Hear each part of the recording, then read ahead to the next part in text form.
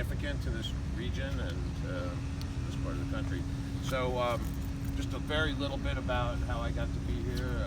Long term, I've been involved in cemeteries since the mid-1980s. I originally was a monument installer, and that pretty quickly led me to being a grave digger and a cemetery contractor in the 80s and 90s. And from one of the oldest areas in America, actually where I started this whole thing back on August 20th, was one of the early places I've worked. Old Wethersfield, Connecticut was founded in 1634, and the oldest dated gravestone there is 1648. Actually backdated a little, but still one of the oldest. There's not that many going into the mid-1600s.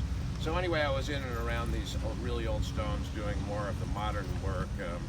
Became more interested and had a lot of connections in that region, so I started to seek knowledge and learn a lot about the historical aspect of the monuments, and I had a very diverse background before that as well, including doing things like going to violin making school and then building houses.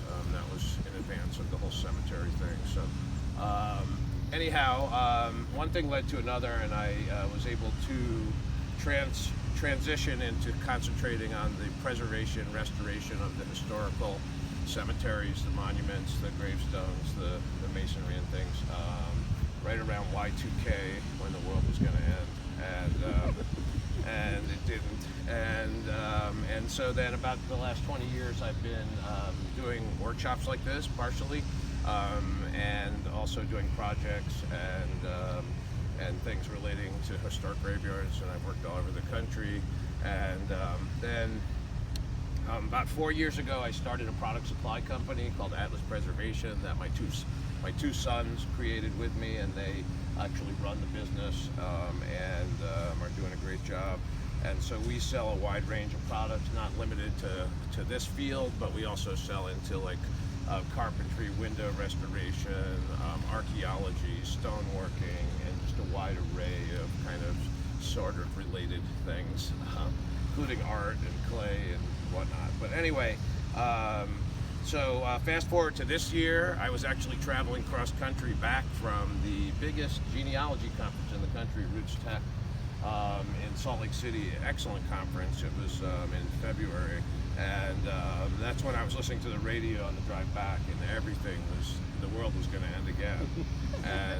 And anyway, then I got back home and watched my whole calendar open up. Everything got canceled. And so I thought at that time this would hopefully pass a lot sooner, as many people did, and that, anyway, I came up with the idea. I thought people might have more time and less money, and there's always been a great interest in this subject matter. And I always felt bad when people had to pay a fee, and so I decided to embark on this mission to do this for free.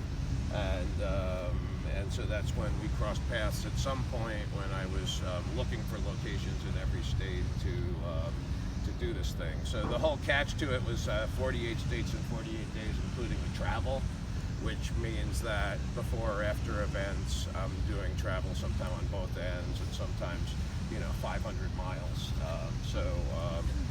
I made it 20 some odd days without fail, and then I got snowed out in Colorado, and I think it was September 6th, and it was forecast 2 days earlier ahead of that I was actually in Nebraska, and the forecast was a high of 15 that night and 6 inches of snow.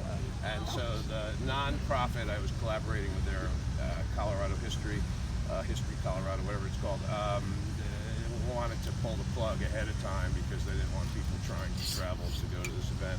Oh, it was in Leadville, Colorado, which is 10,000 feet high. Anyway, then I had another short streak until I got to Wallace, Idaho. Beautiful town, former silver capital of America, about an hour northwest of Missoula, Montana, and nestled in the mountains. A really cool cemetery, all terraced on a hillside, and just like a whole nother planet. And anyway, that day the smoke moved in from the west coast, and the air was bad. The air went from being decent in the morning to I felt like it was like you were in a campfire. It was like you were at a campground and the wind just shifted toward you from the neighbor's campsite, and you were just getting smoked out. And that's the way the whole town was. And then I'm checking out the weather and everything. everything in all of Washington was like that. So anyway, I canceled the West Coast and trying to reschedule that for next year. So hopefully they'll do okay out there and the fires will all go out. Anyway, then I made it to the South and I had 3 rain days in a row. And, Louisiana, Mississippi, and Arkansas, I showed up to the site and they're like, no, it's raining. So, but other than those, I've made it through and I'm on the home stretch here. I only have about a week left. So heading up the coast, Charleston, South Carolina, Wilmington, North Carolina, one of my former kind of places I've spent a lot of time doing work, and then just a few more locations and finishing in Frederick, Maryland at Mount Olivet. So anyway, that's how I got here.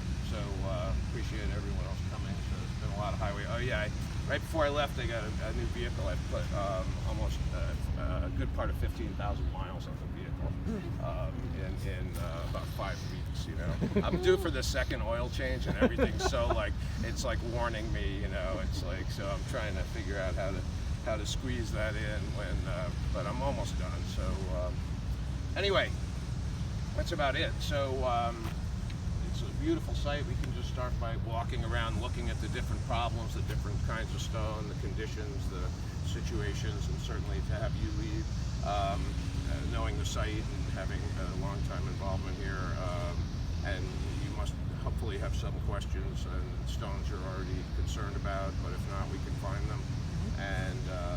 And so anyway, that's interactive. It's a good-sized group. I've had groups that were widely variable, but some really massive groups that, I mean, I was just in Tuscaloosa, Alabama, and the DAR co-opted that whole event and turned it into their like annual meeting, I think. So it was like, it was a massive amount of people there, but it was like they were interested in one thing, cleaning their stones, monuments, like so it was interesting.